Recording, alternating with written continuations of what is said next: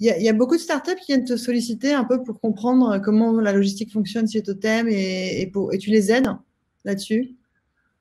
Il y a quand même pas mal de monde de plus en plus, Ouais. notamment toutes les personnes qui font du e-commerce. Mm. Parce que sur le e-commerce, en fait, ce qui se passe, c'est que maintenant, c'est très facile de faire un shop digital. On prend Shopify, hop, hop, hop, c'est parti. Et derrière, quand ça prend, on se retrouve plus du tout en train de gérer la jolie photo qu'on avait mise sur Instagram et sur son Shopify. On se retrouve à bouger les cartons dans son entrepôt. Mm. Et c'est la réalité du business. Donc derrière tout joli DTC brand, tout, il y a ça. Donc parfois c'est externalisé quand il n'y a pas beaucoup de produits. Mais dès qu'on arrive sur même La Fourche, hein, La Fourche, ils ont 2500 références, ils en ont plus que moi. Là, ils sont 25 dans leur entrepôt à faire des cartons pendant la crise pour assurer le volume. Et je dirais que la logistique d'entrepôt, c'est quelque chose qui fait peur aux gens. C'est pas sexy. Et pourtant, c'est pour moi un truc magnifique dans le sens où c'est ce qui nous permet d'avoir les produits qu'on a autour de nous, quoi. Et on a oublié que en fait, c'est la base de notre économie. Euh, et du coup, voilà, les gens sont très mauvais pour gérer. Alors qu'un entrepôt, c'est quelque chose de très low cost.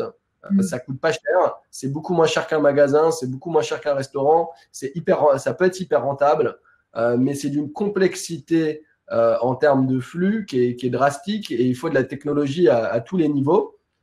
Pour ceux qui font des trucs sur Shopify, il y a une boîte qui est géniale que Shopify avait racheté qui s'appelle oberlo.com. Je trouve ça génial comme vision.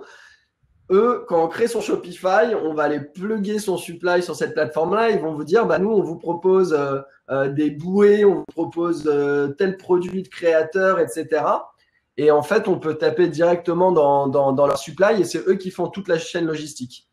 Donc, grosso modo, eux, ils ont aggloméré différents types de fournisseurs ils vont gérer le stock, toute cette partie pour vous, pour qu'il y ait une personne qui digitale et qui puisse du coup tester plein de concepts, plein d'expériences, des onboardings différents et ainsi de suite.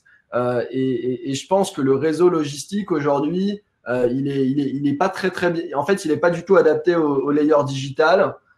Et du coup, on a trop de solutions. Il y a des logisticiens, après il y a les TNT, il y a les DPD, il y a la gestion de stock. Puis il faut quand même avoir le supply, qui maîtrise le stock, qui maîtrise pas le stock. Et je pense que c'est un marché qui est en fait il y a rien en ligne. On est à 5 ou 15% en ligne en Europe. 5% c'est sur la grosserie, 15% en ligne.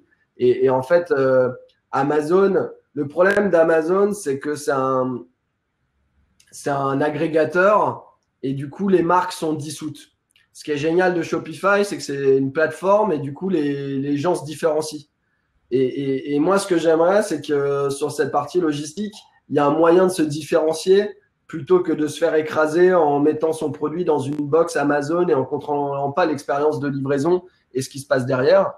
Et du coup, je pense que c'est un vrai challenge de recréer un peu ce maillon-là et que ça peut apporter énormément de valeur à la fois au réseau physique et au réseau digital de ceux qui veulent créer plein d'expériences ou des applications.